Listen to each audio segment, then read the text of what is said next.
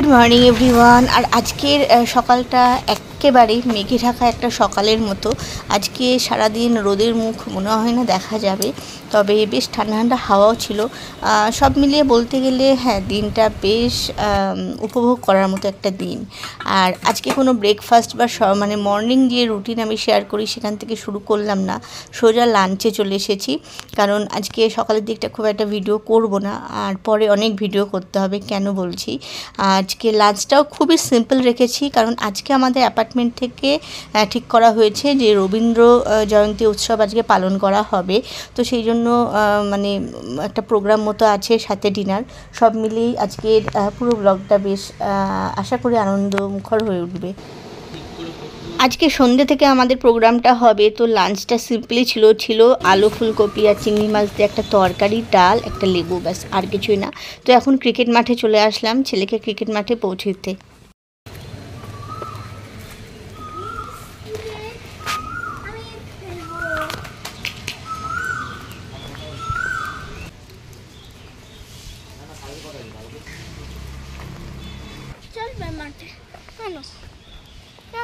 মা আজকে কেউ আসেনি কেন? চলো একটু মাঠে। আমি যাবো না এখন। কেন? তুই যাবি? যাবে, চলে আসবি, আমি ভিতরে ঢুকছি না। হ্যাঁ, চলে আসবি আমি ডাকলে। সোজা এখন বিকেল প্রায় 5:30টার সময় চলে আসলাম আবারও তোমাদের সামনে। তো দুপুরবেলাটা একটু রেস্ট নিচ্ছিলাম। আর মোটামুটি 4টের পর থেকে এত পরিমাণে মেঘ করেছিল কি বলবো। তো ওয়েদারটা খুবই সুন্দর আর কি ছিল, সকাল থেকে আরও হয়ে গেল। এখন অনুষ্ঠান যেহেতু শুরু হবে সন্ধ্যে থেকে, তো মোটামুটি একটা লাইট কালারের শাড়ি পরে নিলাম, আর একটু হালকার মধ্যে টাচ আপ দেবো, একেবারেই হালকার মধ্যে, কারণ রবীন্দ্র জয়ন্তী উৎসব। আমার ইচ্ছা ছিল বেশ খোপাতে ফুল টুল দিয়ে সাজবো, কারণ অনেকেই আমাদের অ্যাপার্টমেন্ট থেকে ওরকম করে সাজছে শুনেছি। তো সব মিলিয়ে না, সব কিছু মানে সেরে উঠে আর ওই ফুল কিনে এনে ফুল দেওয়ার মতো সময় করে উঠতে পারিনি। এখন চটজলদি রেডি হচ্ছি, কারণ একটু পরেই আমার বড় ছেলেকে ক্রিকেট থেকে আনতে যাব। এনে ওকে রেডি করে ততক্ষণে আমিও রেডি হয়ে নিচ্ছি, এই কারণে, কারণ এসে আর টাইম পাবো না। আমাদের প্রোগ্রামটা মোটামুটি সন্ধ্যে 6:30 থেকে শুরু হওয়ার কথা ছিল, কিন্তু ওই যে বাঙালির টাইম তো একটু তো লেট হবেই। তো 7টা ধরেই চলছিলাম, কিন্তু শেষকালে হয়ে গেল মোটামুটি 7:15-20 থেকে আমাদের প্রোগ্রামটা শুরু হয়েছিল। তো আমরা প্রতি বছরই এটাকে মেনটেন করি, আমাদের মানে অ্যাপার্টমেন্টের যারা এখানে থাকি আর কি একসাথে, তারা ভীষণ মজা হয়। শুধু এই কটা দিন নয়, দোল পূর্ণিমা, রাখি পূর্ণিমা, পিকনিক, শীতকালে ঘুরতে যাওয়া, এগুলো আমাদের অ্যাপার্টমেন্ট থেকে ভীষণ পরিমাণে হয়ে থাকে। কিছুই নাই, একঘেয়েমি জীবন থেকে একটু জাস্ট নিজেদেরকে বাইরে বার করে নিয়ে আসা।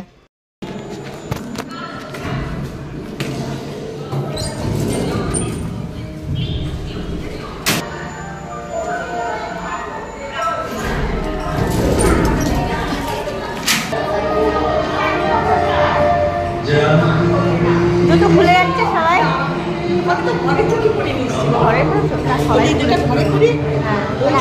কিছু কিছু করে মানুষজন আসা শুরু হয়েছে, এখনও সবাই এসে উঠতে পারেনি।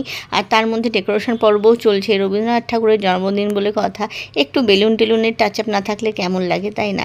আসলে আমাদের অ্যাপার্টমেন্টের দুখানা ছাদ আছে, আর ছাদ দুটো বেশ বড়। তো ইচ্ছা ছিল প্রথমে ছাদেই করব, কিন্তু ওয়েদার দেখে তারপরে নিচের আমাদের একটা হল রুম টাইপের রয়েছে, তো সেইখানে আমাদের অনুষ্ঠানটা করা হয়েছে। দেখো এটা খুলছে তাহলে।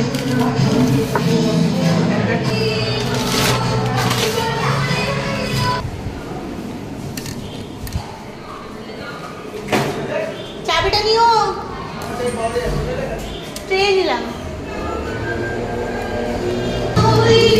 চলো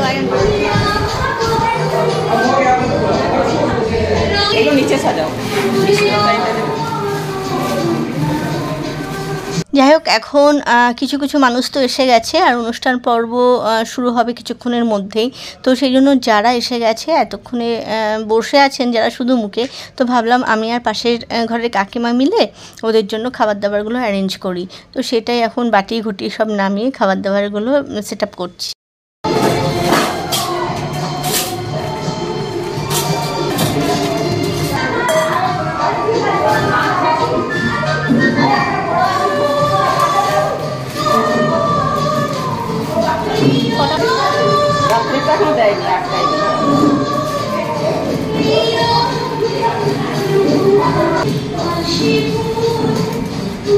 চাটনিটা বাটি করে নিয়ে যায়, যে নেবে তাকে দেবো।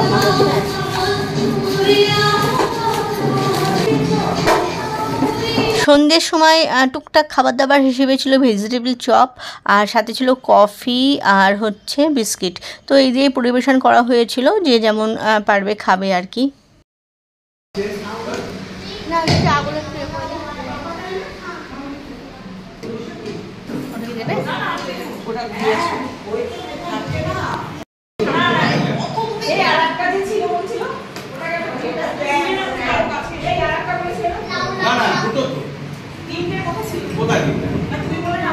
উদ্বোধনী সঙ্গীত হিসেবে আমরা কোরাসে করেছিলাম হে নূতন, তো সেই গানটাই একটু পরিবেশন করলাম আর কি।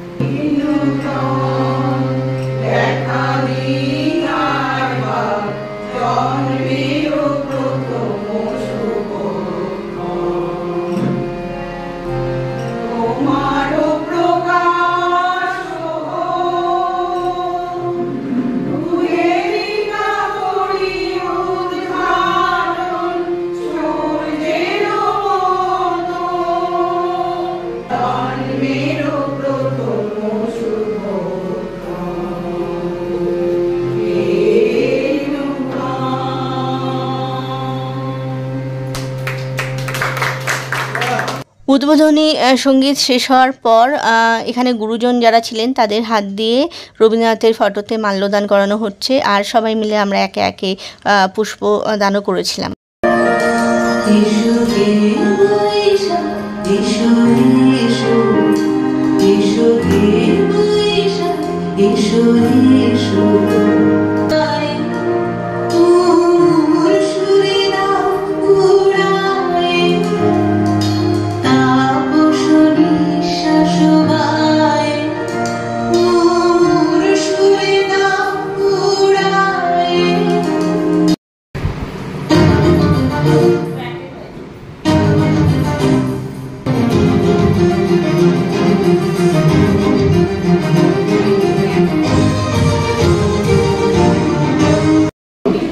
বৃষ্টির সম্ভাবনার জন্য আমাদের ছাদে করার কথা থাকলে আমরা করতে পারিনি, আমরা জ্ঞানেদিক অনুষ্ঠানটা করেছিলাম।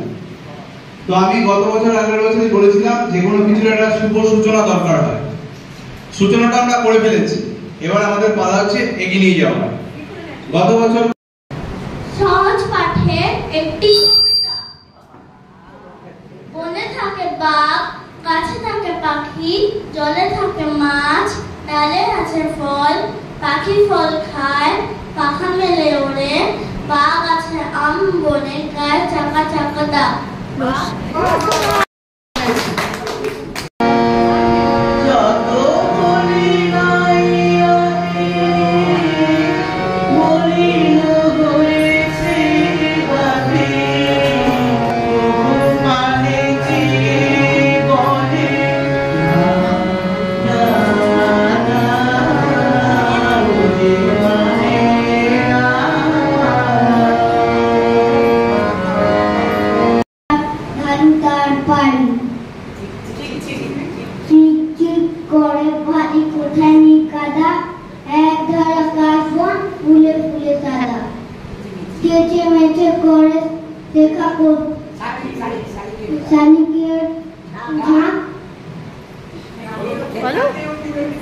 রাতে উঠে থেকে থেকে শিয়ারের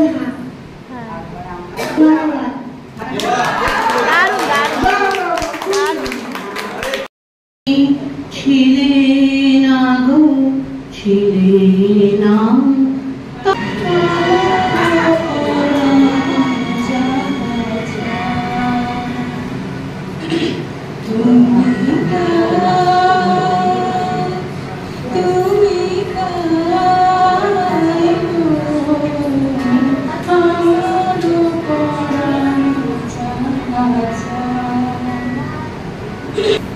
আমরা আজকে যে নারীবাদী মনোভাব নিয়ে সবাই অনেক জায়গায় আমরা অনেক রকম অনেক কথা শুনি, আন্দোলন দেখি, সেটা চণ্ডালিকা কাব্যগ্রন্থে আমরা পাই। সেটা সাল ছিল 1936 সাল। তাহলে বুঝতে পারছেন কত দিন আগে উনি কিন্তু সেই কথা বলে গেছিলেন আমাদের। কবিতাটার নাম নারী। একটা অংশ বিশেষ চন্দ্রলেখাতে আছে, সেখান থেকে বলছি। মানুষ কেন বলে মোদের নারীর নিজস্ব কিছু নাই? আমি তো দেখি জগৎ চলে নারীর পিছু পিছু গায়। বাপের ঘরে লক্ষ্মীয়া, স্বামীর ঘরে অন্নপূর্ণা, ছেলের ঘরে জননী আমি ছাড়া সংসার অসম্পূর্ণ। আমার থেকে আপন করতে আর কি কেউ পারে? বাপের ঘরকে ছেড়ে এসেও পরকে বাঁধি ঘরে।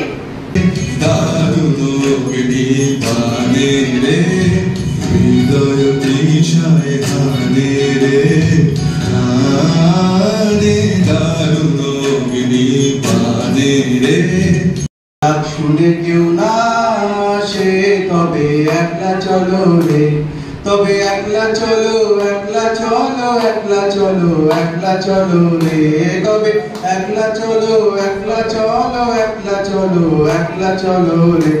ওরে ওরে ও ভাগা কেউ কথা না কয়, যদি সবাই থাকে মুখ ফিরায় সবাই করে ভয়, যদি সবাই থাকে মুখ ফেরায় সবাই করে ভয়, তবে পরাণে খুলে ও তুই মুখ ফুটে তোর মনের কথা একলা বলো রে, তুই মুখ ফুটে তোর মনের কথা একলা বলো রে। যদি তোর ডাক শুনে কেউ না আসে তবে একলা চলো রে, যদি তোর ডাক শুনে কেউ না আসে তবে একলা চলো রে। সবাই যদি তোর ডাক শুনে কেউ না আসে তবে একলা চলো রে, যদি তোর ডাক শুনে কেউ না আসে তবে একলা চলো রে। ধন্যবাদ সবাইকে।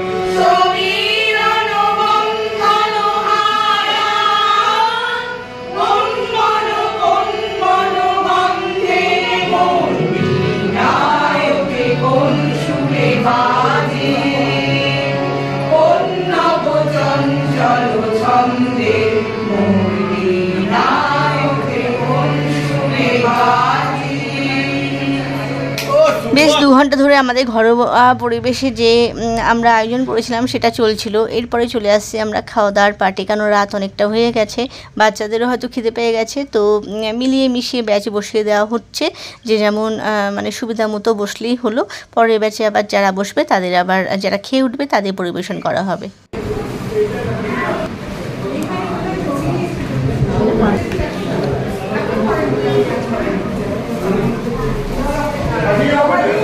কোন ক্যাটারার, কোন ক্যাটারার সার্ভ হচ্ছে, কোন ক্যাটারার? নিত্যানন্দ।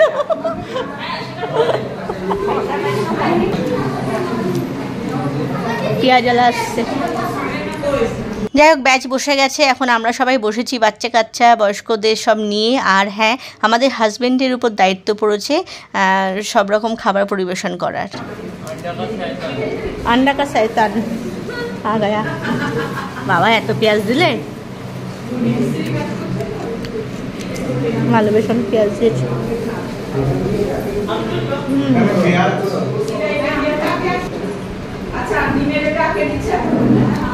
এবার ভালো হয়েছে, এবার খুব গ্যাঞ্জাম হয়েছিল, অনেক লোক ছিল না। চাটনি এরকম পাতা মাঝখানে কে দিয়ে গেছে? চাটানি ভালো করেনি? কি হলো? খাওয়া কমে দিয়েছো? কত টাকা দিবি বল? দোকানে কত টাকা দিবি? আমি কেন টাকা নেবো? সামনের বার থেকে আমরা টিকিটের ব্যবস্থা করবো তোমার জন্য।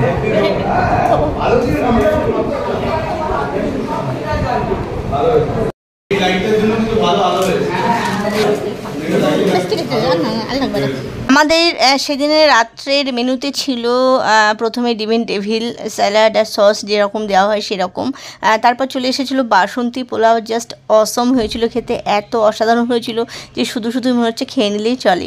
সাথে ছিল কাশ্মীরি আলুর দম, চিকেন কষা, চাটনি, পাঁপড়, পান্তুয়া, রসগোল্লা সবই ছিল।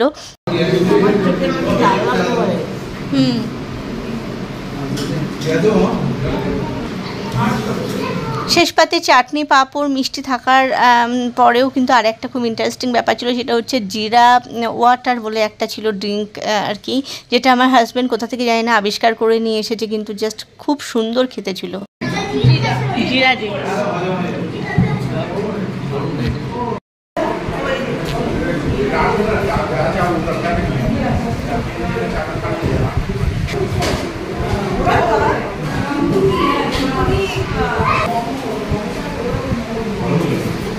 এক ব্যাচ খেয়ে ওঠার পর এখন আর এক ব্যাচ বসার পালা। তো যারা খেয়ে উঠেছি এখন তাদের উপর দায়িত্ব পড়েছে পরিবেশনের। তো যাই হোক, এখন আমরা মহা আনন্দের সাথে পরিবেশন করে তাদের খাওয়াবো। কি করছিস তোরা?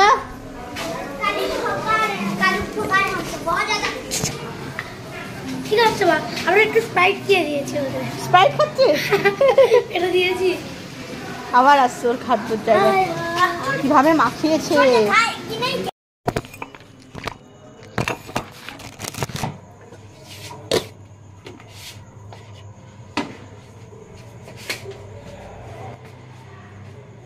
আমাদের ঘরোয়া অনুষ্ঠান হলেও আমরা এখানে চেষ্টা করি যাতে খাবারে কোনো কমতি না থাকে, তো একটু বেশি বেশি করে এস্টিমেট ধরা হয়। আর প্রতিবারই প্রচুর খাবার বেঁচে যায়, এবারও প্রচুর খাবার বেঁচে গেছিলো, বেশি বেঁচে গেছিলো পোলাও। তো পোলাও একটা হটপটে নিয়ে গেছিলাম, সেটাতে ধরেনি, আবার প্যাকেটে বেঁধে দিয়েছে কাকিমারা। তো এইভাবে ডিস্ট্রিবিউট করে দেওয়া হয় প্রত্যেকটা ঘরে ঘরে। আর অনেকটা আলুর দমও বেঁচে গেছিলো, কাশ্মীরি আলুর দমটা ভীষণ ভালো হয়েছিল। চিকেন কিছুটা বেঁচে গেছিলো, তাও অল্প অল্প করে সবার হয়েছে, চাটনি, মিষ্টি সবই। তো মোটামুটি সেগুলো সব ডিস্ট্রিবিউট করা হয়ে গেছে, এবার এগুলোকে আমি ফ্রিজে তুলব। দেখো রাত কটা বেজে গেছে, 11:16, আর ওই ঘরে চলেছে এখন বাচ্চাদের জলসা। মানে আশেপাশের ফ্ল্যাটের যে বাচ্চাগুলো সেগুলো রয়েছে, আশেপাশে মানে আমাদের সামনের ফ্ল্যাটের বাচ্চা দুটো রয়েছে আমাদের ঘরে, কারণ ওইদিকে খাবার ডিস্ট্রিবিউশন চলছে, বাসন কোসন গোছানোর কাজ চলছে, যেখানে আমাদের হাজব্যান্ডরাও মানে করছে। তো সেই জন্য বাচ্চাগুলোকে একটা ঘরে বসিয়ে দেওয়া হয়েছে, ওরা ওদের মতো আনন্দ করুক। এবার আমি যাব আমার কাজে, মানে বিছানা করতে। চলো, গুড নাইট, আজকের ভিডিওটা এটুকুই থাক।